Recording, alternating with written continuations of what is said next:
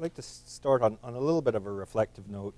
As Jeff said, my mentor in the beginning, my partner as I became an owner in his firm, and then my client as Peter chose to invest a lot of money with me after I left the firm, passed away on earlier this week, and today there was an obit in the newspaper. And I wrote something a couple years ago, and it's on my website, but I wrote it a couple years ago about Peter, and I thought I'd just read it to you guys for a second because I think it describes what Peter meant to me and what type of individual he was. So here it goes. It was written in July 2008. I was recently watching Kung Fu Panda. Okay, I'm not an intellect. And one of the concepts of the film is the influence of masters or mentors. I had the good fortune to work with a master. I worked with Peter Cundall for over a decade. Kate and I recently visited Peter in London. It was a glorious day with the sun streaming into Peter's apartment window overlooking Hyde Park. Peter was as engaging and charming as always. If I were to describe Peter in a nutshell, it would be passion, patience, and discipline. I understand the patience and discipline, but seeing Peter again reminded me that I should spend each day with a little bit more passion. In other words, I ought not to forget to stop and smell the roses, as life does have its twists. People and relationships are a strong part of Peter. I have never heard Peter speak ill of someone. I think that Peter certainly recognized people's weaknesses, but he feels everyone has some good and some bad, and that's what, in fact, makes the world interesting. Peter was my boss, my coach. While I have long since left the Cundall organization, I owe him an awful lot. I know I'm not part of his brand, but I do feel branded by him. Working with Peter has given me a framework, a skill set, and I want to ensure that I both respect and acknowledge this. So in other words, thank you, Peter, for meeting me almost now some 20 years ago in Bermuda with your McGill notebook. Thank you, Peter, for introducing me to the hot dog business lunch, which Jeff and I reenacted today, so to speak. And Canyon Ranch's chocolate sauce, and thank you for your Cundallisms, and most importantly, thank you, Peter, for your guidance, your patience, your generosity, and your friendship. And that was the type of guy he was with you. So as you go out into the business world and look for someone to work with, you're all bright. You can all find a place to earn a living. But what I'd recommend to you is you can find someone who you respect, who is passionate about what they do, and who will leave that mark on you. That'll be a positive. So, and I had that in Peter, and I hope you all have the privilege of having that in your own career. So that was not something I had expected to talk about today, but sadly came about. And I'm happy to talk more about Peter if people wish, but I'll move on to the presentation that we put together. You're getting me at an interesting time. I've been running the trust since 1996. It had a wonderful first 11 years, and then a nasty wonderful first 11 or 12 years, and then a nasty last 2 or 3 years. So I'm going to talk a bit about that, and also talk about some of the important things of an investor, which is, when things happen that you don't expect, how do you react to them? How do you control yourself? How do you deal with the market and with your discipline so that you can go forward better than you were before? People quite often ask me, why the frog? Well, I'll let you guys figure that out. So let me try and figure out how to change pages here. Aha. This is perhaps one way to approach retirement, and perhaps not one, George, that you might advocate in your school, but nevertheless. We live in a legal environment, and legal disclosures are expensive, so I tend to try and write my own, which may not have the same weight or gravitas that a legal one does, but basically says, whatever I say to you today, actually don't believe, because I might be wrong. So do your own work. What we'll cover, Jeff actually said who I am, and that was nice. Thank you, Jeff.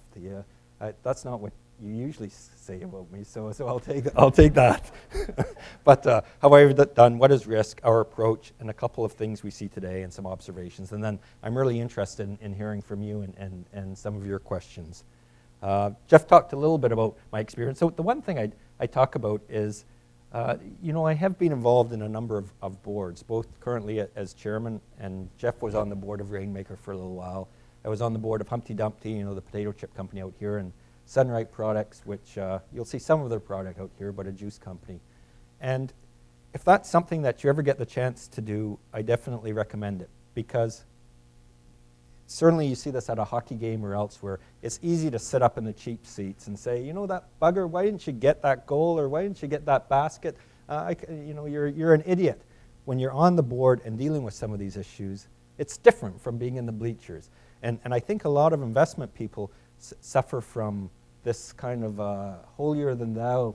What they think can happen from Bay and King Street is really much different when you're dealing with the company, when you're dealing with the intangibles like the people, the business relationships, even the banking relationships. Much difference on the playing field than up in the bleachers. So that's something, if you haven't run your own business or you don't get the opportunity to run your own business, then I think something that will definitely make you a better investor is participating at some stage in a company's management or in their board.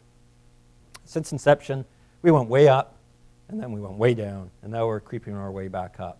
So I'm extremely optimistic on where I'm at today, and these are just a clips in time, but it's important I talk about performance. This is the first 11 years, give or take a little bit. I shouldn't turn my back, I apologize for that. But we moseyed along, and this is after fees and expenses, and we have a performance fee, so whatever. And then we went into the dark period. And I feel badly about this, primarily from my client point of view, because the toughest thing when you're an investment manager is when things aren't happening the way you like, how do you communicate to your client that you're either disinterested, or in my case, very interested, but need to make some adjustments. So that's the most interesting part of it, and I feel badly from the client. So a couple of issues. The biggest thing that went wrong was we owned a couple of investments. Citadel Broadcasting was really the largest one. And it was a spin-out that came out of Disney, a beautiful setup. Like I knew the people. It was a really nice setup. But a key part of the investment rationale was they would delever their balance sheet quickly through an asset sale. Now, they came out, I think, in December of 2007, somewhere around there. We acquired, we were careful about acquiring our position, but bought some. And then, of course, all hell broke loose in the environment, and they weren't able to delever. My mistake as an investor wasn't automatically cutting my risk and reducing the position because the environment had changed. So that was quite painful.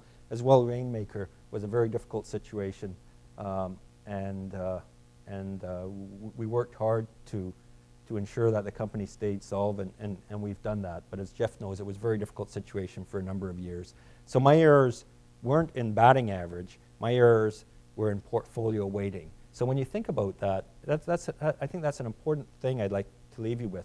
It's one thing to be able to select a security, and I think John Templeton said, if you get security selection right 2/3 of the time, you're off to the races. And that's probably not much difference from mine or your history. I messed it up with how I weighted the securities, and that's quite often the unthought about part of investment management. It's one thing to buy a security, it's another thing if it should be a 4, 5, 6, 7, 10, 12, whatever percent weight. I run a very, very concentrated portfolio, and that can have its good and its bad. Some of it was due to volatility, and some of that's still working its way through the system, so that's part of the reason I'm quite optimistic. This would be another alternative. If you're not about attracting someone wealthy in your retirement, I guess you can always do the lottery ticket approach. So this brings up the concept of risk. We've talked about it before, something you guys know to a finance professor, perhaps not George, so I apologize for that. But the concept of beta to a portfolio manager, a lot of people are really, really focused on relative performance. How are they doing versus their index, versus their benchmark? Now, as you know, as value guys, and certainly in my case, I don't know what the index looks like. I pay no attention, none talking about it. To me, I'm dealing with this concept of permanent loss of capital, and also the concept of time value of money. And then to your investors, really risk to them is their time horizon and their need for cash over that time horizon. So what do I do? I'll spend a little bit here and quickly run through my approach, give you a number of examples, and then I'll turn it over to you. So I call it ABBA. This is something, after all hell broke loose, I spent a little bit of time saying, all right, what's worked, what hasn't worked, what do I think we should focus on? And then you can come out with some very technical definitions of what you're doing. But life's too short for that type of crap. So instead I came up with ABBA because I like their music and the acronym works. So I look for, accident, bird in hand, brick house, and this avoid Lola or alignment of interest. And guess what? I'm going to tell you what each of those things are. So accident, John Templeton, who I had the privilege of meeting a number of times, said to get the best bargains, you need to buy what other people are selling. What a basic concept. But go down to Bay Street and ask how many people on that 10 square mile radius actually buy their stocks when people are selling. Would someone who is investing in commodities today, are they buying what people are selling? Someone who is investing in certain parts of the U.S., are they buying what people are selling? Someone who's buying bonds, are they buying what people are selling? No. So that's the first thing I'm very, very focused on. You can find dislocations like a spin-off, or you can find fear or an earnings miss where people just dump. I do any of them, but it's important to me that I find an accident. The second thing, this idea of bird in hand, Pete called it the margin of safety, protect the downside. So what you think about here, what I think about here is the bird in hand. What are you getting today that's worth more than the stock price? And then I layered on top of it the idea of bird in the bush, which is you look at the company, what it might be worth in 3 years, and what are you getting in 3 years that's worth more than what you're paying today, certainly on a present value type basis. So that's this idea of bird in hand. We look at liquidation value, replacement value, private market value, sum of the parts. What you don't see there is an NPV. And I've worked with a lot of people over the years. I'm 47 now, but I've worked with a lot of people over the years who came in with the slickest Excel spreadsheets I've ever seen. But it's not something you can hang your hat on when all hell breaks loose. Because when that happens, you go to your Excel spreadsheet and you say, well, maybe I was too aggressive here or too aggressive there, and suddenly your NPV is half of what you thought before, especially if you start playing around with the residual value. And as a value guy, you can't buy something that if things go worse, you're worried about what you own. You have to buy something that if things get worse, you feel more confident and in fact might average down. Brick house, I use the concept, I have lots of kids, so I use the concepts of 3 little pigs. And when you think about it, it's a great financial concept because you have the first pig who, builds the stick hut, and the wolf comes along and, well, I guess he's a straw hut first. He comes along and he's toast, and the second one has a stick hut, and the third one builds the brick house. So what do we do as investors? Well, we look to see what companies have brick houses. So if you want me to flip it around and put it in kind of techno speed, well, you're looking at their competitive position. You're looking at their maybe their cash generation and their return on invested capital. You're looking at barriers to entry, all of that Porter type stuff. But what's that really mean? Well, it means a brick house. That's all you're doing. You're just looking at it, you're saying it's a brick house. So when you buy real estate, of course, you look at a brick house and or you look at a house, and if it's beautiful looking, well presented, you're going to pay a fortune for the damn thing. But if you go down the street and a house perhaps not unlike mine or Jeff's, the grass is too long, the kids' bikes are strewn all over the driveway, there's a steady drip from one of the eaves troughs, and the shutter's hanging off by one hinge, you look at it and you'd say, well, are the bones of that house good? Is the location good? Is the foundation good? Is it well made? And the cosmetic stuff I can deal with. That's exactly what you do in value investing, right? You're going to go into something and it's going to look awful on the outside, but if has a good foundation, if it has good bones, as my real estate friends do, that's the type of thing you're thinking about. The final part of it, well, I'm older than you guys, so I don't feel that way some days, but except perhaps when I try and exercise. But there was a song by the Kinks, and it may be somewhat similar to your dating experiences, Bill. I'm not sure, but a guy goes into the bar, he meets a young woman, and or what looked like a young woman, I should say, maybe a bit muscular, and maybe the mustache should have given you a hint, Bill. But he buys some drinks and does a little bit of slow dancing, and then Bill moves in for the final kill, so to speak, and only to find out that his date's actually a man. And that's not a good surprise in dating.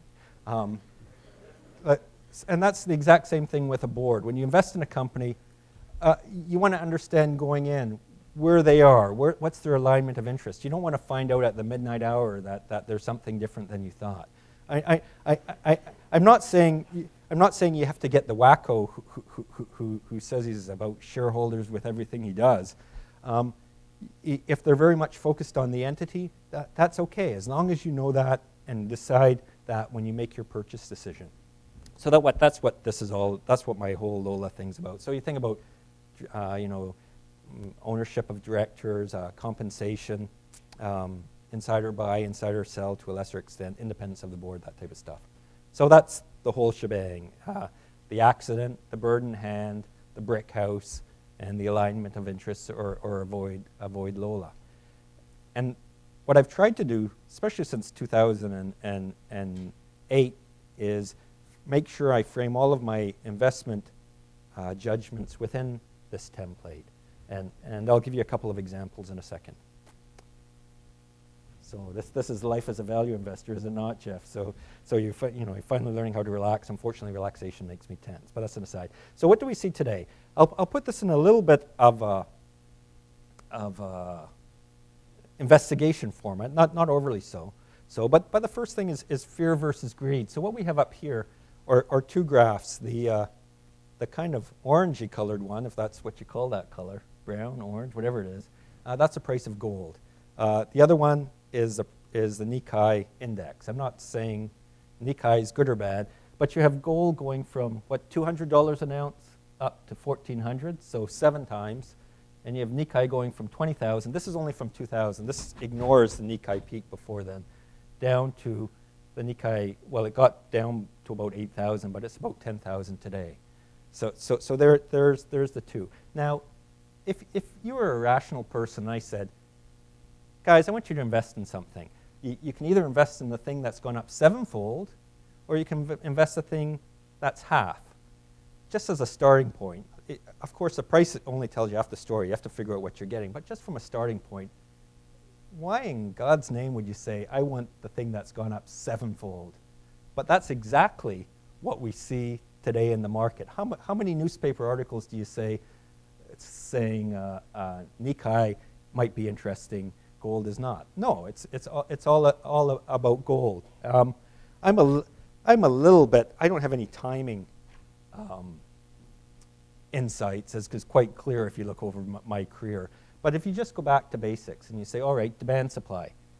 10 years ago, demand on gold or supply of gold between scrap and mines was about 3,200 tons, 3,200 tons. Demand, real demand, jewelry, fabrication, industrial, dentistry, all that type of stuff was about 3,700 tons, so 3,700 tons.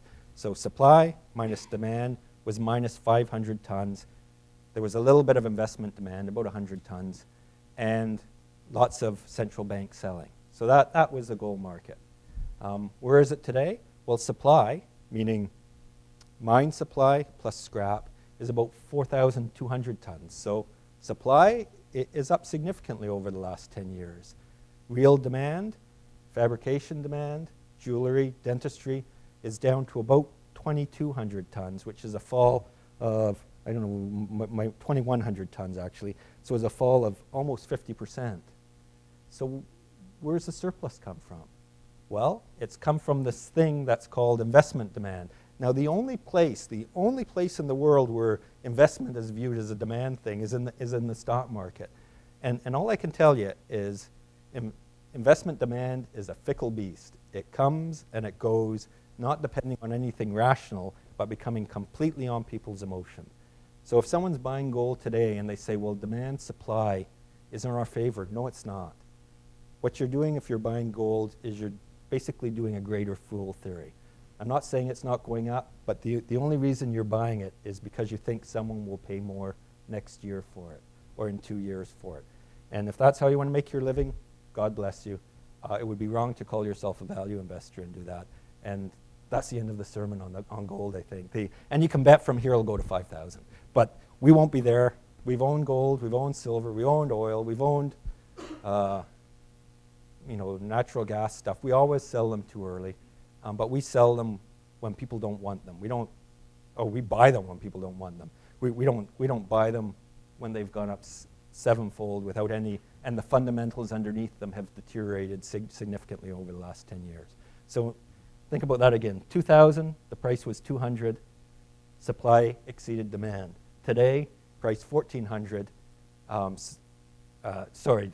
demand exceeds supply. Today, price 1400, and supply far exceeds demand, except made up for ETFs.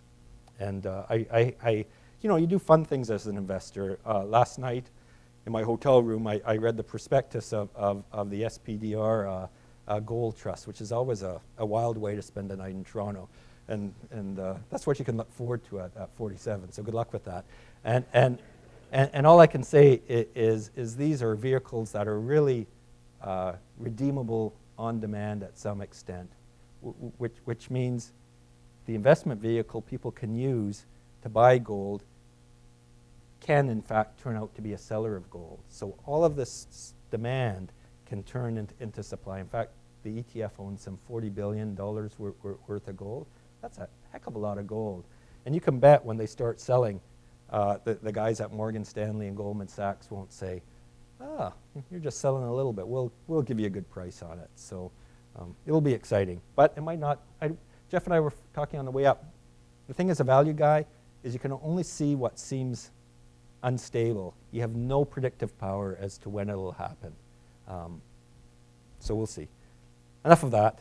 This is if you take anything from here, this would be the quote that I would say.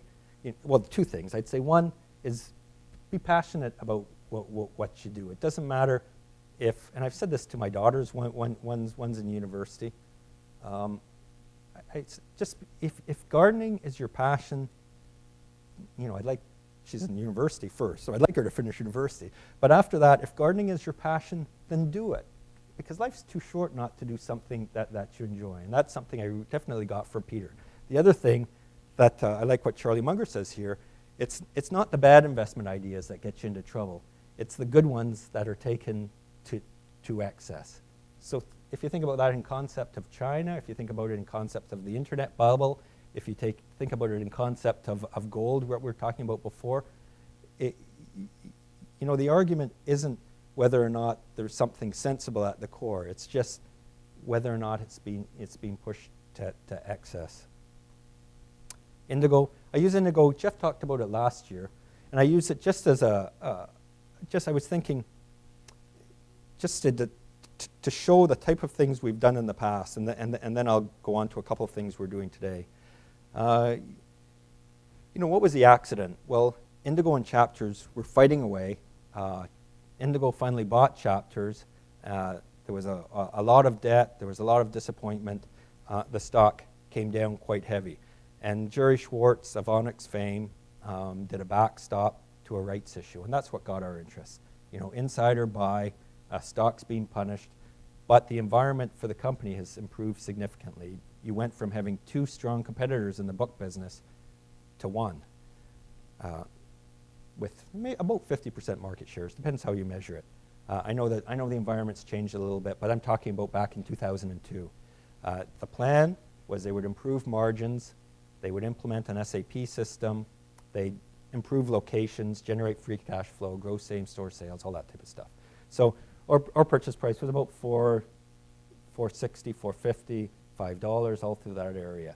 And when you get those type of situations where the sellers don't care about price, or there's a financing that no one's paying attention to, and you're able to decide to hold on, the upside can be quite significant. We still own some Indigo today. It's much of a smaller holding than it was, but that's the type of dislocation I was talking about before. People not paying attention, not caring about what was going on, not caring about the stock price. So here we go. This is I'm a global guy, so I picked up a couple companies and said you can buy two companies. Company A, market cap $5.5 billion. Company B, market cap $11 billion. So what? So extra assets, meaning the assets not required, not invested capital, or funding, depends which way you want to say it. So in this case, Company A has $1.4 billion, primarily in cash, gives a total enterprise value of about $4 billion. Company B has about $2.5 billion in debt, so an enterprise value of $13.5 billion. So one case, very strong balance sheet. The other one, much weaker balance sheet. Operating income, well, Company B is a lot bigger at $1.4 billion, but on a price enterprise value trades at 10 times. Company A, somewhat smaller, but $600 million is pretty good-sized business, trades at about 7 times. So I can tell you that they're same industry, same competitive, they're competitors in fact, same competitive environment. Market share of Company B, of course, is somewhat larger, although geographically it's somewhat different. Just on the surface, as a value person, you'd say, well, Company A, at least I say, Company A is more attractive to me. That, well, the companies are Makita and Black & Decker, or Stanley Black & Decker as it's called today. So right away, as soon as people say the name Makita, they go, it's a Japanese company. But on this slide, you'd say, oh, well, Company A is a better investment. Company here you go, Japanese. Here you go, Company A. Here you go, Japanese. So you tell me. So you say, well, the corporate governance must be bad because it's Japanese. Well, putting aside the last 3 years in the U.S. in corporate governance, and assuming the U.S. has good corporate governance, I'd say depends on the company in Japan. Some, and Makita's one of them, are impressive on how they manage the affairs in the business. I have a little format that I use, and this is kind of what I was getting at before. We frame everything in ABBA, so the accident, the brick house, the bird in hand, and avoiding Lola. This stuff will be up on George's website, so I won't go through the entire slide, but this kind of gives you our rationale. Where they happen to be located as a value guy, it isn't a big deal. You want to understand some of the nuances of corporate governance, but you don't want to be dismissive of entire countries or entire regions just because you think you understand what's going on. That the worst mistake I've seen global people make is assume that, let's take in this case Japan, that the Japanese are going to become like us, or the Japanese will be like Americans in how they manage their companies. No, they won't. The Japanese will do it in their own fashion. So you have to figure out, you have a margin of safety at the price, and are the alignment of interests between the managers, some cases the shareholders of the company, the same as what you'd want. And that's all you do for a living. That's all I do for a living. This other one, Company A, market cap, once again, exact same industry. These two are not competitors because it's a much more regional business. Company A, $850 million, B, $11.7 billion. Tangible equity, well, this is interesting. Tangible equity, $700 million for Company A, but it's less than 10% of the market cap. $500 million tangible equity for Company B. Huge difference in valuation. Assets to tangible equity, well, 6 times. It's a financial institution. 6 times in the case of Company A, 25 times in the case of Company B. So right away, those two things, you have a much higher valuation, and you have much more leverage in Company B, price to tangible book, and then PE is lower in Company A as well. So I hate to say it, but you'd have to you'd have to believe in prayer to invest heavily in Company B, but over Company A. But nevertheless, you know, Monex Group, which I'm large shareholder of, which happens to be located in Japan. Okay, I'm not on a Japan tangent. Monex was a special sit. And then the other one's TD Ameritrade, which is actually a good company, and it's not particularly expensive. But when you compare it against what you're seeing elsewhere, there's such a dramatic difference in valuation and in risk level. Now, why was Monex interested to us? Not because it was Japanese at all, but because their largest shareholder at the time, or one of the large shareholders at the time, was Citigroup, owning 20.6%. And in September, Citigroup announced part of their rationalization, their capital management, they wanted to sell their 20.6, or at least 2/3 of it, into the market. Well, you can imagine. Your large shareholder announces they want to sell 20% of the company into the market. You take a nosedive, and that's exactly the situation I spend all day waiting for. You have an investor there who didn't care really what price they were getting. They just wanted to rationalize their own portfolio, so they just wanted to get out of Monex.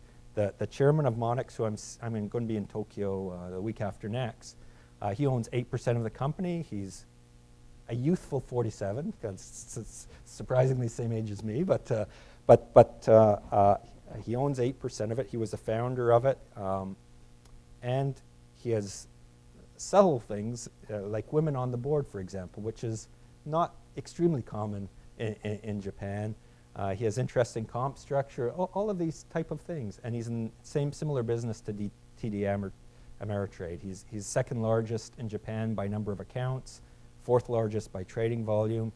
They recently acquired a company called Boom Securities in Hong Kong.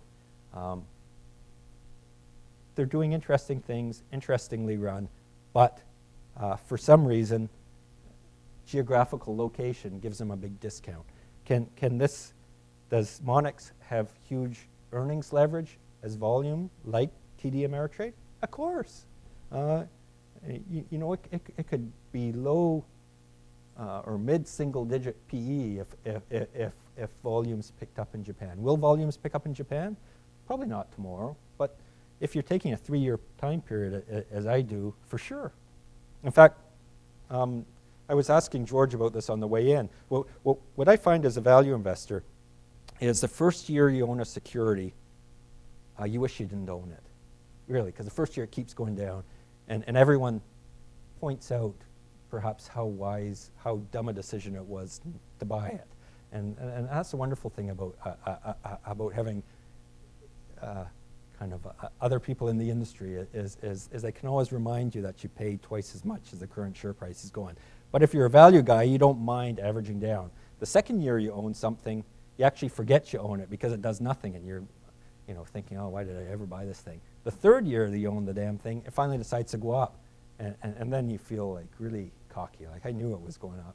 So you have to have staying power, because if you expect timing and price to happen one hour after the other, it doesn't in my experience. And then we have one of these sheets on it as well. Dollar bill for 50 cents. So I'm finally getting out of Japan, so I won't only talk to you about Japan stocks. So this is a company. It was trading at $5.33 in December. It's somewhat higher now, but we had purchased some stock in September, October, November, December, and that's hence why I use that price. It was around, I think our last trades were somewhere around this level. So cash, 167 million, legacy industrial holdings, almost 400 million, and then financial services, 300 million. The 300 million was an acquisition they had just made. Tell you a little bit about management. The largest shareholder and the chairman is a very successful American LBO guy.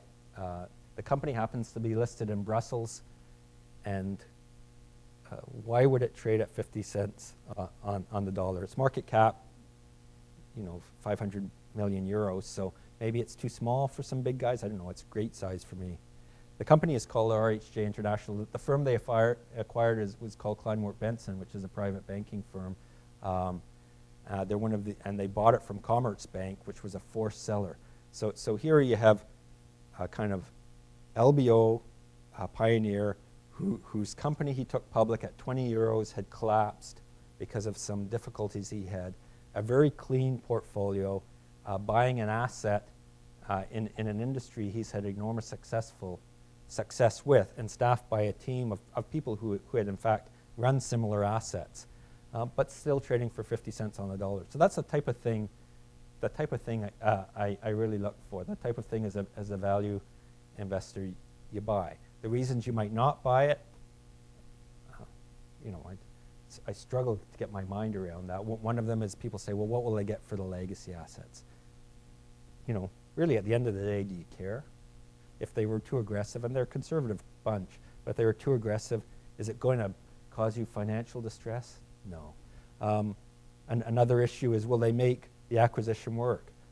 I'm not really fussed because we got a good price on the acquisition, and it could be resold because they got it from a distressed seller. The corporate governance is bad. No, in this case, it's actually quite good. So that's the type of thing I encourage you to look for. Don't let yourself be locked into one area or one type of thinking. This is probably the best definition of a value investor I think I've seen, Jeff and Bill. I don't know if that's consistent with your experience, but nevertheless. So a couple of things. Ethics are an interesting animal. It's easy to talk about how ethical you are when things are going well. It's easy to feel that way when you're doing well. The test of ethics is when the choices that have to be made that hurt you, but do better for people that have trusted you. And in many cases, they might have no idea what you're doing, but that you've put their interests ahead of you. And that's my definition of ethics. If something you did today put someone ahead of you, and they have no idea that you did it, then you can feel your conduct's ethical. So as you get into challenges throughout your career, I'd encourage you to try and think about that as well, because I think if people and I've had clients say to me, you've gone through a bad time, Tim. We have sympathy, or we might not wanted to invest with you, or we might want to invest with you, but the most important thing is we still trust you. And that's important to me, because at the end of the day, your reputation is all you have. But that's enough of a preaching on that. One of the easiest way, if you're worried you're going to be swayed by the unethical stuff that may come across you, then do your best to align your interests with your clients or your boss or your customer or whatever you're trying to do. If there's interest alignment, it's a heck of a lot easier to be ethical, so to speak, to make the right decision than if your interests are different. So that's one reason both Jeff and I have, and Bill as well, sorry Bill, have performance fee type structures. It's one of the reasons that we invest. I do, I know Bill and Jeff do invest our own money in the fund. In fact, I have all my investments in our stuff. Is if it's not good enough for you, how can it be good enough for your client? I had a number of analysts with me over the years talking about their job is to manage the portfolio, but they want to have a private account that they can do the trading their own portfolio on the side. So they want to buy some of this or some of that. And the reason they say is because they want to do different things for themselves than their client. I say that's good. Then go and get a landscape job. Because if you're selling your services in the investment industry and you want to have an account for you and one for your clients, get a life, guys. That's kind of exactly what that's the exact opposite of ethical behavior. I'm lecturing. Job search. I talked a little bit about passionate stuff. I know that the one thing I'll say is, and I'm sure Jeff and Bill can talk to this too, is you get tons of resumes in this business. But most resumes are, hi, my name's Tim. I'm really smart. I love value investing. I'm really good. I'm really smart, and I like to run and play chess in my free time. So, or you get the ones that say, hi Tim, I read your website, it was really neat, I'd like to work for you, I have a lot of respect for you, here's my resume. Neither one, like, what do you do with that thing? The second one, I might read a couple times over because it makes me feel good, but all of them will end up in the shredder. The resume that I look at is the one that says, hi Tim, I like in value investing. To give you some idea of how I think and how I think in a fashion similar to yours, I've included in my analysis of a couple of ideas. I apologize for the errors in them, and that's why I'd love to work, or something like that. Give the people something that they know, first, that differentiates you from the hundreds of resumes that come in. Put it on yellow paper for all I care. But something that differentiates yourself and also shows the person reading it that you're engaged. And that's how I got my job at Cundall. I was working in Bermuda. I sent Peter a package that gave him a couple of investment ideas I thought fed into his criteria. I talked about how his criteria was similar to mine and some of the things I looked at in screening. And, it got him to pick up the resume, and he gave me a call. And then once I had that, after that I just, send him idea after the other. So he had to either change his fax machine, which at the time was the main form of communication, or hire me. And changing his fax machine would have been damn inconvenient to his business. So I was a cheaper alternative. But that's the type of thing. That's the type of thing that I'm not really hiring. So I'm not saying doing it to me, but I'm just saying. I'm just saying when you guys are looking at employers, I know it's easy to send out 100 resumes and just use some word thing that changes the title each time, but that's not going to get you. If that gets you an interview, then the people on the other end are losers. Like if they want to see you just because you managed to spell their name correctly, well, why would you ever want to work there? But if you send them something that aligns your interests, that shows them how you think and why you'd be interested in working with them, that gets their attention. And I think I probably rambled enough. This great quote of Ben Graham's, of course, and Buffett said, "You buy your socks like you buy your groceries, not like you buy your perfume." And I think I will shut up on that note, and enough of the gospel according to Tim, and I'll turn it over to you guys.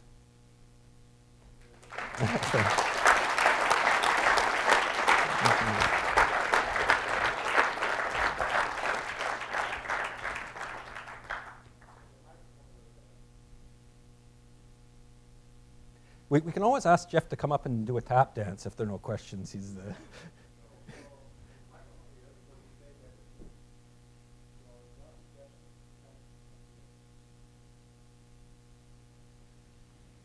Okay. one brave soul.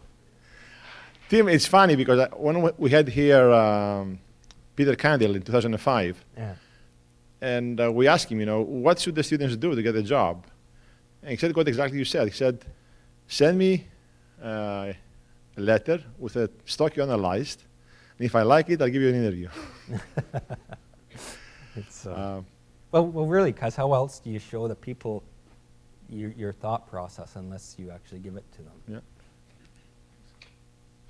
Hi. Yeah. So since the financial crisis, Ivey's really focused on leadership, and they attribute the financial crisis in part because of failure in leadership. I was wondering if that crisis has had any impact on you guys and how much weight you put on the management team when you're assessing the long-term prospects of a company. It's good because every company is going to get into some difficulty over the period you own it, or my experience is every company gets into difficulty over the period I own it, at least. And you want to know at those critical decisions that the management is thinking, of course, of all stakeholders, but also shareholders when they're making a decision. Or you want to understand where you sit in that thought process.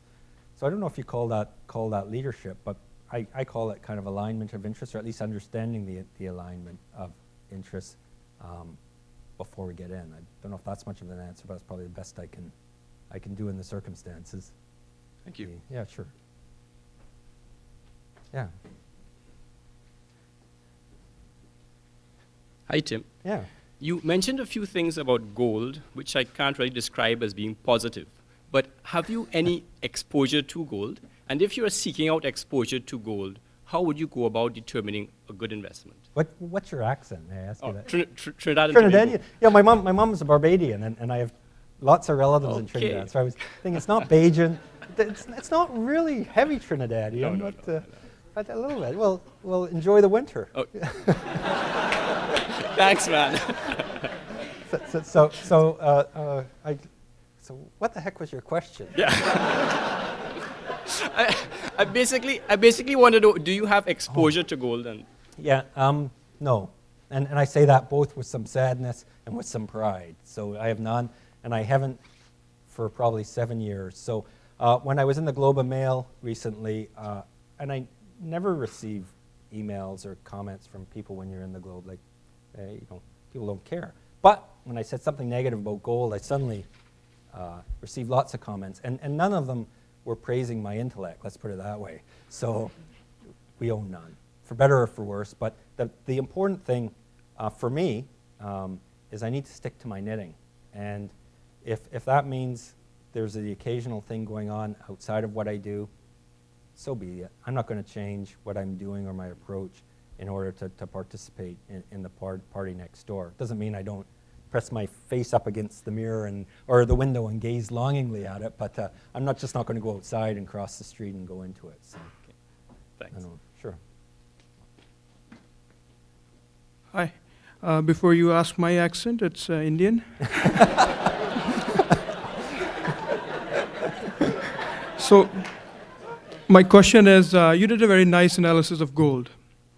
And do you have an opinion about oil? Because Canada's economy is, partly dependent on that. Well, no. No. Thanks. The great thing about the investment business is, of course, you don't have to actually have an opinion on everything. I don't own any oil stocks either. I'd like to think there's something to the gas story, but I haven't figured the hook yet. But no, I don't have any opinion that would be worth anything to you guys on oil. Thanks. Sorry. Hi, Tim, Kelvin. My accent is Hong Kong. I have two questions. One is, could you share your thoughts on the branded food industry in Japan? For example, I know your thoughts on Kikkoman, but for example, like the Coca-Cola bottlers and the mayonnaise producers, because I was looking at Kewpie. Yeah, I've owned it. Yeah. Oh, okay. So can you share your thoughts on the food industry, really? Yeah, you know the book Little Engine That Could? That's the whole story of the food industry. If they could just get the businesses in gear, wow, because they're cheaper than some of the North Americans. We own Kikkoman. We don't own any Coke bottlers now. I've owned them in the past. I scratch my head a little bit over the Coke bottles. Kikkoman, great company. They've done some really neat things as far as capital allocation goes. For example, selling their Coke bottler operation last year, or I forget when it was. And that's a big deal, especially in Japan, for them to decide to dispose of an underperforming asset. They get some benefit from a weak yen if that ever happens, and they're definitely a global brand, very cash generative. We've owned things in the past. We've owned things like Toto, the toilet company. I kind of like stuff that I can either put on the food I'm eating or look at when I go to the bathroom. So it's kind of the circle of life of investing. But we don't own Toto anymore, primarily because I was worried about the replacement. I'm telling you more about me than you perhaps wanted to know. But we didn't hang on to Toto because I was worried about some of their asset replacement. We own House Foods, very strong soy business. Of course, they have the spice business and a number of things as well. Very strong balance sheet. Weak on the capital capital management side, but a cheap stock. I've owned Nissan's food in the past. We don't own it now. There's some really neat food companies in Japan. If, as I said, a little engine that could, if I could get more confidence around the capital management, they're really getting to the question a little bit earlier about leadership, just getting some idea that they were in the same boat or understanding exactly where they came from, I would get more interested in that side. I might see Kikkoman in a couple weeks, so, but we'll see. Right. As a follow-up, you were talking about divesting a Coca-Cola bottler. Yeah. I noticed Nippon Paper Group, they actually bought a Coca-Cola bottler, and I'm wondering if you had any insights on that. No? I don't know. It's tough. I don't know. I don't understand completely the bottling business in Japan. I thought I did, and we made a little bit of money, but then I concluded I really didn't. So I haven't got any wiser since that point in time. But I'll think about it a little bit more when I'm over there in a couple weeks. So. Hi, Tim. You've mentioned the importance of portfolio weighting. Yeah. It just seems to me that value investing portfolio weighting seems to go two different directions, because if you find a really good investment, why not just put a lot of money in it, right? Yeah. So I guess my question is, after you've made your analysis and made your decision to invest in a company, what is the level of doubt in your head that your investment might not succeed?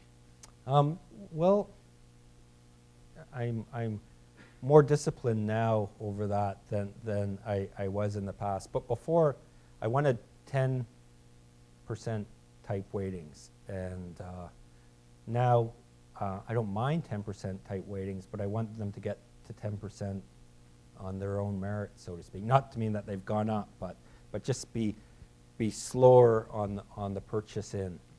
You know, as I was alluding to before, the good thing and the bad thing about value investing is stocks don't go up really quickly. In fact, I had one guy say to me once, "I'm really impressed with you, Tim, because your turnover is really low.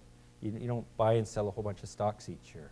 I said, "Well, you know, the fact is my stocks don't go up very quickly. That's why my turnover is so low." So it's kind of keeping that in mind. When an idea comes up, you can actually take time to buy it, and that's, it took me a little bit of learning to get around. But I think I like concentrated portfolios. Well, if someone's trying to figure out if a company should have a 1 or 2% weighting, like that's purgatory to me. Like, well, what type of investment decision is that? So we try and do these days 4, 6, 8. So we try to do 4, 6, or 8. But depending on market cap, depending on price movement, you might not always get there. Okay. But the idea that it's easy to collect stocks. The idea that you need some type of measurement process, I think, is really important. That's an area that I continue to think a lot about, but I think it's really important. Thank you. Yeah, sure. Hello. Yeah. You kind of walked us through the kind of 3 years of when you hold a stock, the first year when it goes down, the second year when it holds, and the third year when it pops. There's also a saying that I've heard that the markets can stay irrational longer than you can stay solvent. So when do you know when to get out, when things aren't going to pick up? Do you have kind of like a rule that you follow in terms of, I just got to get out of this? How do you justify it when that happens? What's your kind of thought process on that? Yeah, it's a good question. It's definitely the area I'm weakest in. I'm feel quite confident in my purchase ability, understanding sometimes you're going to be right or wrong. Put around some risk control around my weightings, and the tough thing always is selling. One reason, of course, it reaches asset value. The other is you get a better idea and you can replace it. The tough thing is what you call the slow drip. It's easy if there's a big thing that goes bad, then you can say right away, all right, I need to get out. It's changed, or something's not evolving the way I like. The tough ones, or the ones, like I also have a 4-year-old, and when you say stay in your room and it kind of goes like that, the same thing can happen with a company going bad. Things are slowly getting worse. So the answer to your question, I put a lot of thought into this, is I don't know. I'm working on that one. And- But the important thing is you have in your mind what you think is going to happen, and if it's not happening, you have two choices. You can either reappraise at the position, and still if it's not happening, you can either sell or you can go to prayer, and you're better off selling. That's my only conclusion. And if I can I ask you a completely unrelated follow-up question? Yeah, Okay. no, that's fine. What do you think about Ireland right now as a value investor when everyone is very fearful? Iron? Ireland. Oh, Ireland. The I thought bankrupt iron. country. I thought, I iron my shirts, but that's that iron ore. But Ireland, I'm, I own shares in a Greek bank, and similar to the gold position, people aren't shy to comment on my intelligence for doing that. I think, and George may differ on me. We own shares of Alpha, and I think it's a strong, very good. Some of the other banks in Greece are not, but Alpha is an interesting bank. I haven't found something that gave me the same confidence in Ireland. Spain and Ireland, I've kind of put into the basket of God bless them, but and whoever else invests there. Italy, very interested. We don't own anything in Italy right now, but much different situation there. I'm keeping an eye. Greece, I think I've had as much Greece as I need, so I'll just hang on to that one. Thank you. That's it. Yeah, sure. Hey there. My question is kind of similar to John, but in a different take. You mentioned that you tend to hold stock for a while, and then they might not move anywhere, or they might go down. I'm sorry.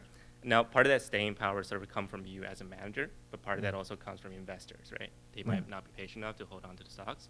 And so when it comes to raising capital, can you share any strategies that you may have in terms of how do you screen for the right investors and the right type of capital? For Yes, it's a good thought, because you want people who will share what you want to do, but you also want to make sure they don't get too excited about you at the moment of time. And one of the things we put in place, and I think you guys have something similar, is it's to scale back investors' not expectations, but rather their enthusiasm sometimes at the time of purchase. So if someone comes to you and says, I want to give you, 50% of my portfolio, well, what we've done is said, we appreciate that. We acknowledge Tim has 100% of his money, but what we recommend for people is they invest between 5 and 10% of their assets in our fund, and if we do well, then that'll grow to be a larger part of your portfolio. And that idea that you think a little bit about the emotions they're facing at the purchase time is important. That the more we've had primarily a direct business, although we have a bit of an advisor business. The more I don't want to use the word challenging. The more the investors have to think about the investment before they make it, the better for you as a manager. So the clients I have and the investors we have, I call them partners. The partners I have, I feel really blessed. A number of them have become my friends, or if they weren't my friends before, thankfully they still are my friends. And I can call them if I want some. Like I have everything from, a metal basher to kind of a doctor. So if there's any area I'm involved in, it's nice to know that your partners can also be helpful to you in that respect. So if you get good clients, I think it makes your life a lot more fun. I joke sometimes. I think a lot of managers get the clients they deserve. I can say I definitely. I definitely lucked out on that. I got a great group, and I wish you the same success. And I think Jeff and Bill would say the same type of thing, but it makes your life a heck of a lot easier if you can align that interest. So that doesn't really answer it, but and anything you can do to make their decision coming in a rational one, the better for you in the long run. Thank you. Yeah, sure. Hi there. Yeah. So I guess along the lines of when you originally started out Yeah. with the fund, Yeah. how did you find the process was for raising capital, for building credibility? And now that you build that credibility, are you looking to continually grow, or are you happy with the current amount that you have? Well, the beginning's slow, right? At the beginning, you do the printing and you take the phone calls and you do the stapling and I think many people, especially if they join up and running organization, might not appreciate how difficult the startup phase can be. And I think whether you talk to Francis Chu, who's a friend of mine, or Pete, or Jeff, or Bill, or me, or in the beginning, the money comes really, really slowly, unless you happen to have a rich dad or a rich girlfriend or a rich something. I don't know what it's slow. So in the beginning, it tests your passion. Let's put it that way. But then suddenly, I don't know what happens, but suddenly people start sending money. And I wish I knew what the switch was. It's not necessarily only good performance. There's something that's just, and Francis would say it, and I'm sure you'd say it too, Jeff. It took us forever to get to 10 million, and then we went from 10 million to 100 million just like relatively quickly. And I don't know what changed. My performance was good, but I don't know what changed. So if you're doing this path, just remember that the first couple of years, you better buy yourself a stapler and a toilet brush as well as a computer monitor, because you're going to be doing everything. But that changes, unless you have a lot of capital, in which case, call me and I'll send you an offering memorandum subscription form. So, Thank you.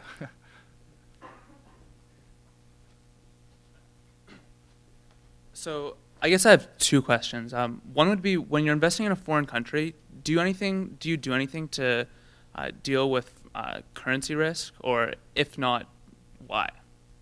I do. We hedge. Right at the moment, we just rolled over some hedges in January, but I typically hedge out all of the currency risk. Right now, we're unhedged with our U.S. portfolio, but it's at least in the trust. It's not a large portfolio, so there's not a whole bunch of risk exposure there. But for example, the Japanese and the European stuff, I've hedged back to Canadian dollars just through forwards. Tweedy Brown did a survey many years ago that said the difference between a hedged and an unhedged portfolio, the return difference over a multi-year period, not a one-year period, but a multi-year period, I think they used 10 years, was very small. But there was a big difference in volatility. And that's the type of thing that if it doesn't cost you a lot and you reduce some of the volatility, that seems a pretty good win. And it also lets you isolate the investment decision from the foreign currency decision, although you'll always have overseas operations that'll skew that up a little bit. So I don't know if that answers it, but I hedge. For the most part, I hedge. Not all the time, but for the most part. Yeah, it does. And then I guess my second question is, you were talking about one of those Japanese companies, Yeah. and you said you realized that you didn't know it, or you realized that you did know it. How do you realize, how do you know that you know it or know that you don't? I mean, because that's, at some point you can do way too much research or way too little, right? Yeah, for sure. And that's a good point. When I first when I was CIO at Cundall, we hired a guy and we said, here, do a research report. And he came back with 20 reasons to buy the stock. And I said, this is really thoughtful, but I actually don't want 20 reasons. I want the 3 or 4 most important ones. To be quite honest, anyone can give you 20 reasons to buy a stock. Only kind of skilled people can give you 3 or 4 positives and a couple of negatives on buying it. So first of all, I think you have to simplify your thought process and not get too distracted in the minutia. That especially if you're dealing in I'm not talking about a growth investment where you have to worry about all of the little minutia things. In a value guy, your main thing is there a margin of safety, and a lot of the minutia is unimportant. It's the big stuff that's important. So I don't know if I'm answering your question, but just make sure you're thinking about the right stuff and don't get in the detail, for sure. I think a lot of, I've seen a lot of people who are much, much smarter than I and do great work, but get themselves all twisted out because they go too far beyond what's important. Right. So I guess my follow-up would be, have you ever made an investment where you didn't get into the detail enough and it came back to bite you? Oh yeah, sure, but I'm much more focused these days. We developed a template to try and pull the emotion stuff out of it. Key off, like my template, as you saw the ABBA thing, my template basically has 4 things you worry about. You know, the accident, what went wrong, why, what's going on with the seller, you know, the bird in hand. So I'm much more focused on what I view as the key decisions now.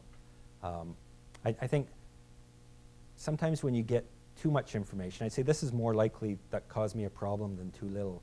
Sometimes when you get too much information, you get a little bit too overconfident because you think you know more about what's going on and you forget about the forest for the trees, so to speak. So I haven't had too much of the too little information, had a lot of going too deep and losing my objectivity.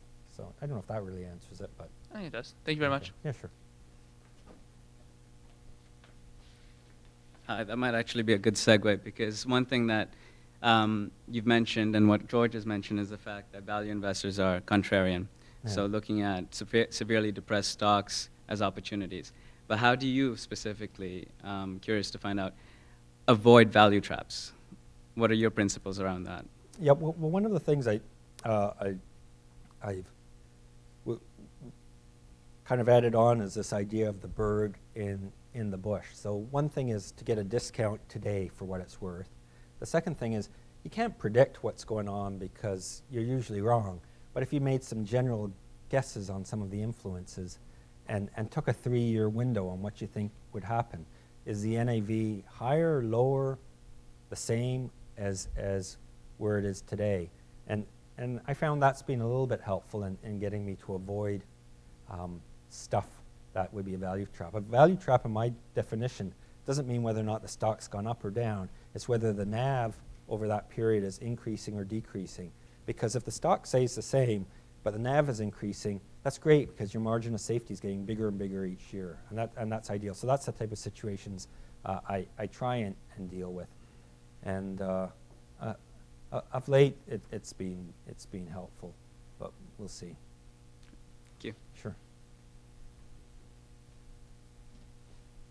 Hi.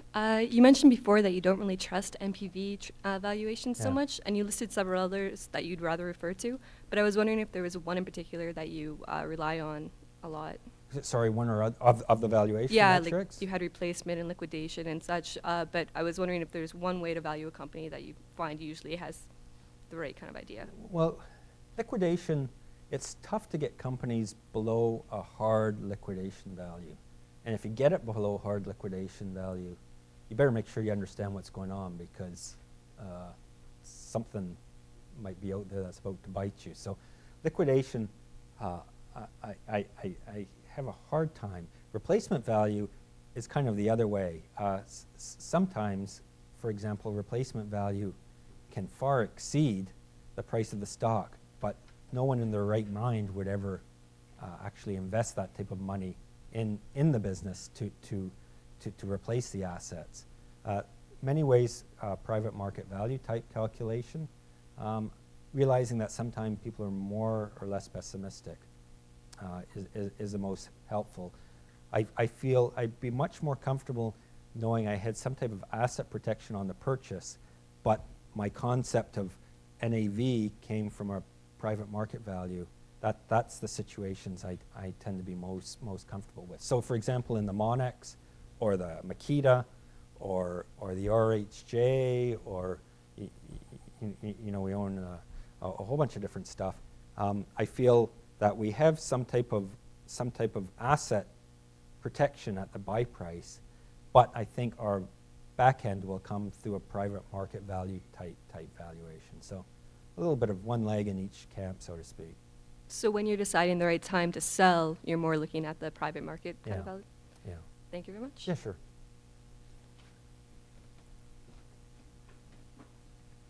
Hi. Just wondering if you've seen value investing change over the course of your career. Obviously, nets are long gone, but if there's been other changes you've seen. Well, there are a lot more people in it than they were in the 90s, and the people are a lot smarter than they used to be too, and the information is a lot easier to get. So those three things, especially the last one, make it more challenging than it used to be. For example, when I started, or even when I worked out at Kingston in the 90s when I set up my own firm, and to get financial statements, the company would have to mail them to you, or you could, if you're feeling really wealthy, you could get one of these services to fax them to you or courier them to you. That's a long ways from where we are today, when people can screen and download and do whatever they can much quickly, and that's a big difference. So what I found that's meant to my business is that the making sure that you have the competitive advantage on the purchase is extremely important. So that's why, to me, my competitive advantage is, perhaps it's because I was dropped on the head as a kid and not very bright, but my advantage is I don't mind going into messy situations when all hell's breaking loose. And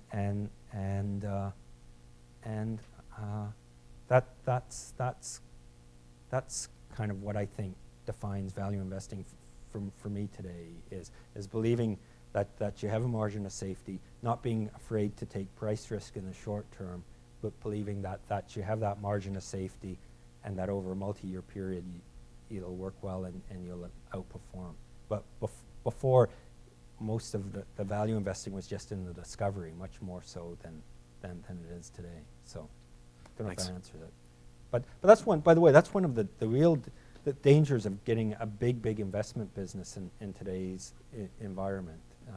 You have a huge competitive advantage if you're smaller than your competitors, right? Getting big is nice if you're looking at retirement, I guess, or something like that. But if your money is with your clients and you're interested in compounding, size can become a real issue. Sadly, it's not an issue at all in my current size, but is it an issue with your size, Jeff? So we're okay on that one. Yeah. Hi, this actually comes kind of from Razi's comment about value investors being contrarian. And I noticed that you're based in Vancouver, which is kind of an unusual spot for a financial firm. So I'm curious if that was a conscious decision. I grew up on the West Coast, so I understand why you would want to live there. But was that a conscious decision to take yourself away from the herd mentality in Toronto? I actually live in Victoria. Oh, if that's you where I want to grew go up. one step further. But my firm's in Vancouver, you're right. So not only do I have an office in a lower focus financial capital, although I'm sure Vancouverites would disagree with me on that, but I'm actually operate out of Victoria. I think, one of the real strengths, I don't know Prem very well. Jeff knows him much better than I, but certainly the strengths I've seen with Templeton and with Kundal, and I think with Buffett as well, is the ability to dislocate from the noise. In fact, this is probably politically incorrect to say, but that's never stopped me in the past. But a lot of the stuff that shows up on your computer I call investment porn. It's people can spend hours gazing at it and downloading the latest yapping by some guy. And the guy that might be yapping might be much brighter and very knowledgeable. But there comes some point in time where you have to say, I have to make the decisions. I can't keep listening to this stuff. Same with cell phones. The fact that people can get hold of you wherever you are, whether you're in the bathroom or at the office, gets a little bit crazy on the investment side. So I'm sure you could do it in downtown Toronto. You'd have to be more disciplined, but dislocating, unplugging from all of the noise out there, I think that is one of the core things that as an investor you're always struggling to do, and one of the most important ones. Like even, and it's one of these things that continues to creep into your day. For example, sometimes I turn off the PC because, you know, you get an email and you think, oh well, maybe that's interesting, but so you look at it and it's of course just offering some enhancement device for your private part. So, well, and then you get another ding and you think, well, that might be interesting. This time it's offering you a low interest mortgage, and then another ding and it's actually a research report, but you're not interested. So then you spend all your day reacting to this stuff. So sometimes you just have to turn off and shut down. Everyone in the investment business gets hundreds and hundreds of emails a day and lots of phone calls. But if you can figure out how to unplug, then your life will be a lot more fun. And my bet is you'll be much, much more successful as an investor too. So you could do that in Toronto. It's fun to do it in Victoria too, though. So. I agree. Thanks. Sure.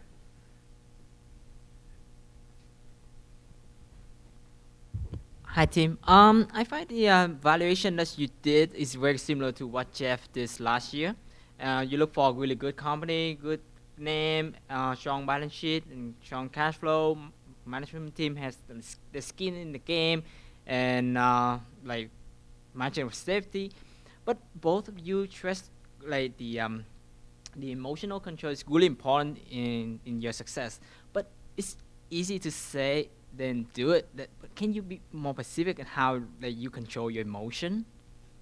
Well, first, Jeff buys better companies than I do. I think that would be a fair comment, Jeff. The Jeff skims more along the cream side. I deal in what I call nightmares. You know the dreams that didn't quite make it. So sometimes they're not as pretty as Jeff's. But how do you control your emotions? Well, one advantage is if you're not particularly bright. So I view that as a positive to me because sometimes you might not realize how bad the situation is when you're getting in. But putting that one aside, there's Taleb, I forget his first name, Taleb, the guy who wrote Black Swan. He wrote a very interesting article a couple of years ago that said, you know, if you, and I'm going to bastardize that, try to paraphrase it, but he said, you know, if you own a stock and the expected return is 10% plus or minus whatever, one standard deviation, and you looked at it once every year, over a number of years, you can imagine that those prices would fall within that barrier. Now, if you start looking at it once a month, the volatility is going to grow higher. If you start looking at it every day, the volatility is going to go really high. So one of the best ways to control your emotions is don't get fussed about the computer screen. It ain't a game that you have to that you're trying to catch the yellow or the green thing when it goes up. It doesn't matter. It doesn't know that you're looking at it or not. So if you're seriously a multi-year investor, then you don't need to be glued to the prices every day. And that's probably the biggest driver of emotions in both directions is, you know, in the day, if you see your stocks are going up, then suddenly, oh, well, geez, I'm better than I thought. Or the stocks, they go down, you think, go home, oh, it's been a bad day. Well, that's silly. That's not adding anything to the investment process. So one, as I said to the previous question, if you can disengage, that's great. I'm not talking about not pay attention. I check the prices every day in the morning, particularly to see what the news is, and then I'm not great. I check them late in the afternoon as well. And brokers will phone me if there's something going on. I probably check them too much. I know Pete used to get the valuation for Cundall Value Fund once a week, and his numbers worked out okay. Goodness knows how much Templeton checked them. So just avoiding things that you know are going to raise your anxiety level. Probably, so don't check the prices too often. Probably having 6 cups of coffee will move your emotions a little bit more than you ought to. And you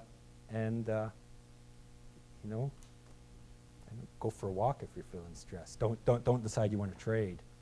That's and just you have to write down, in my mind, you have to write down why you're buying a stock when you buy it, because there are going to be those moments when you're thinking, I don't know if this is going right or wrong. I'm feeling, stressed. This morning the dog bit me on the way out of the door. I'm pissed off, and your stock's going down, and all hell's breaking loose. But if you have that memo you wrote to yourself, even if it's point form, you can say, okay, I don't need to worry. And that's so. So dislocate, don't check prices, and put down on paper your rationale. And I think that probably does a lot of it. The rest of it, just keep having issues. I don't know, go to a therapist and get some Prozac. That's the best I can do. Better than drinking, I suspect. And besides that, as an activist value investor, how do you find like substantially different from traditional value investor? Well, I'm not. I'm a lover, not a fighter in the name. What song was that? I don't know. It was. I've heard you sing it on karaoke. You must know. But I digress. I don't like activist stuff. I really think that it's difficult to assume that someone is as dumb as you might think they are in a moment of passion.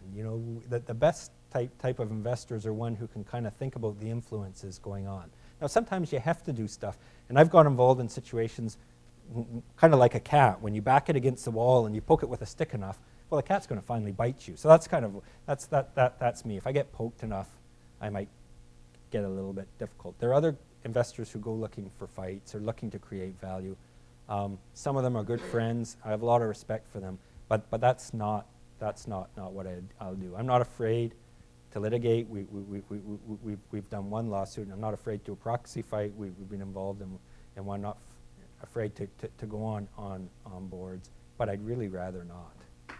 If I never had to go on another board, I wouldn't feel like I've missed an important part of life. A lot of respect for directors, but if they're doing a good job, I don't have to worry about it. And you're much better off in those situations than having to go through the trouble of a fight. Thank you. Yeah, sure. You guys ask good questions. I'm sorry the quality of the answers isn't as good, but the important thing for you to realize is first I went to Queen's, and second thing,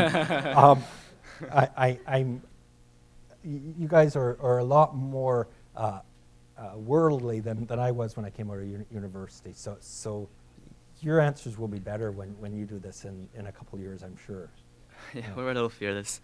Hi, Tim. So I noticed that the two examples you gave for the two companies to choose from were both Japanese, and I'm really glad you brought that up. So I guess my question has two parts. I'm not Japanese myself, though. So I guess my question has two parts. Number one, I'm assuming you use bottom-up investing approaches. So I'm kind of curious how you choose your companies based on geography. Do you just one day say, hi, I want to get a company from the Nikkei, so I'm just going to choose the top quartile of like low PE stocks? Or do you just the next day go like, hey, I want to go buy a stock from TSX? What's your kind of geographic selection method? It's good. I've tried systematic screens and not. I'm putting in place now a couple of more systematic approaches. It's twofold. For example, when we bought the bank in Greece, it just seemed like such an awful mess there that I felt the desire to buy something. So I started with the index and went down from there. And in fact, when I placed the order with Morgan Stanley, the broker phoned me back and said, well, that was a buy, Tim? Or I said, yeah, that's a buy. In that case, I went in looking for asset protection in a tough market. Right. In the case of Makita, it's a stock I had owned in the past and sold, and it went way up, and then it came back down, so that caught my interest. In the case of Monex, it was completely driven by this corporate event where the seller came in. It just happened to be located in Japan. In the case of RHJ, I probably watched it for 5 years, and it didn't get interesting until recently. So each of them a little bit different, but in all cases, the idea that it's a fundamental decision, not a macro one, is important. Like I looked at Spain. I didn't look too carefully at Ireland, but I looked at Spain. And I just didn't. There were companies in there that were interesting, but I couldn't see anything that I felt really good about hanging my hat on. So, just because there's disruption in the market doesn't mean that there'll necessarily be something to do. Right. So that makes good sense. And the second part of the question is, I've heard a lot of thoughts about emerging markets just being a bubble. What are your thoughts about that? Well, Charlie Munger had the best one, which is it's not the bad ideas that get you in trouble. It's the good ones taken to excess. So I'll let you figure out how that ends, because be damned if I know. So, but we don't own anything. We've looked at a number of things, but you know, I don't want to pay for growth, because so many times in the past you can buy it and not pay for it at all. So does it mean you're going to miss things? For sure, for sure. There's more than one way to get to heaven, or at least that's my bet. So you know, that's okay. I don't have to do it if it doesn't fill into my circle of what I feel comfortable in. Great. Thank you very much.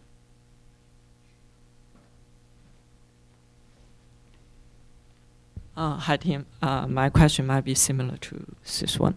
So I think value investing to me is more applied to the traditional industry, but with regard to like high-tech industry and like healthcare industry share a specific risk profile depending like R&D, a lot of things that really ensure what's your like investing principle, or you just like obey the same rule. If you don't understand the stock, you just don't invest. What's your thoughts? In 2001, I owned this neat little company, but there was a lot of negativity over the compensation of the new chief executive. It was quite negative. It was being sold down, and it was just strange that they had a fruit for an emblem. But I went ahead and bought Apple at $16 a share because it was an accident and all types of stuff. Well, was it a technology stock? Sure. Did I understand all the nuances of technology? No. How did it do? Well, it did okay, but I sold it, which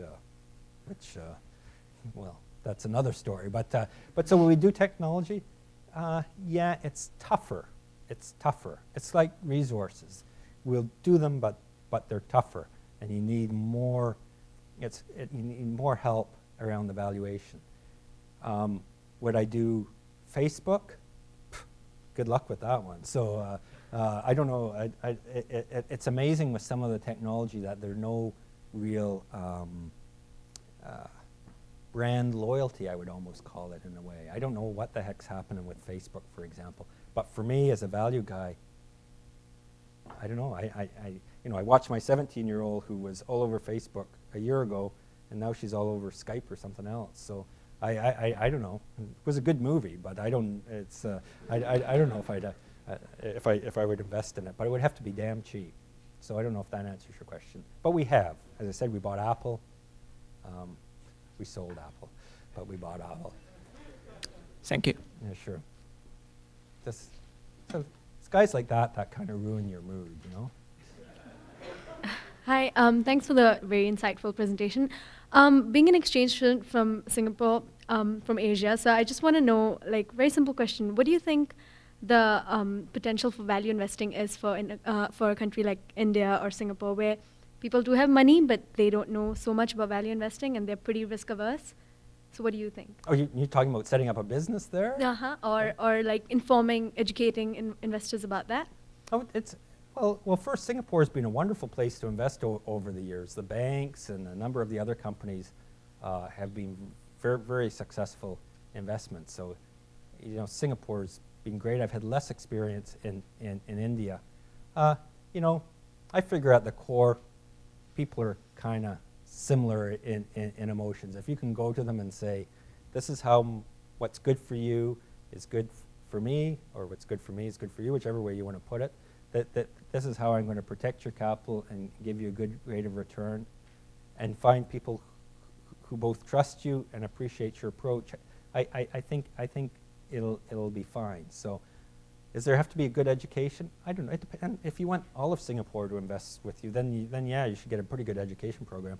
If you're looking for 100 people with $50,000 each, then it's not as tough a sales, so to speak, job as you might think. But it's about them trusting you, and it's about you showing that you have a discipline that you can stick to, that'll works, obviously, that'll give them the confidence. And, you know, good luck. It's never easy in the beginning. Yeah, I was just wondering how long it'll take to get them to understand what it's properly about, like most of the population. I don't know. That's I think the best thing I found is like if you talk about marketing stuff. If you say your target market is people who have a value mentality, and define what value mentality means, whether it's in Singapore or Toronto, it might be different in each location, then that's the people you talk to. If you're talking to the person who's kind of momentum-based, who wants to see the return next month, you could spend your whole life attempting to use your words, educate them, and you won't get anywhere. So you have to figure out a way to make sure the people you're talking to have the psychological characteristics that would work. Then you can talk to them about risk control and process and stuff like that.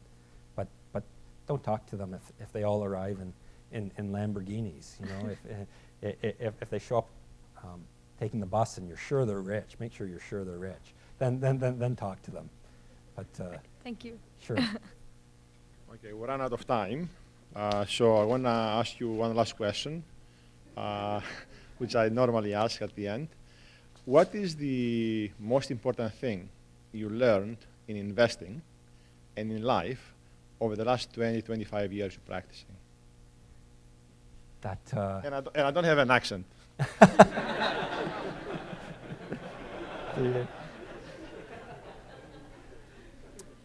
You know, that relationships matter. And it sounds funny to say as a value guy, and I'm not saying fall in love with your security, but you know, as you go along, you're going to meet lots of people, and you're going to meet people, and you don't know if they have anything to offer you. But if you can offer them something, if you can make their day go a little bit better, then you know that's great. And so many times that happens on one level, and then they might show up on another level. For example, a guy was a chairman of a board of a company I was investing in, and I spent some time to get to know him and the company, and he ended up being a good friend and a mentor to me outside of that. And I never went into that thinking that. And likewise, Jeff took me under his wing when I was setting up my firm in '96 and taught me a little bit, and I had no idea how it would go. So, and you know, relationships like that are important to me. Or I'll come to Toronto, and I purposely go. I went and saw Kim Shannon, for example. Never met Kim Shannon, but I'm curious. I'm interested in her. I read about her, and I went and talked to her because I wanted to meet her and understand her. And at the end of the day, you know, I think that helps me in investing, but it certainly helps me in life. So, curiosity, interest in relationships, I think they're important, and kind of the passion we talked about before.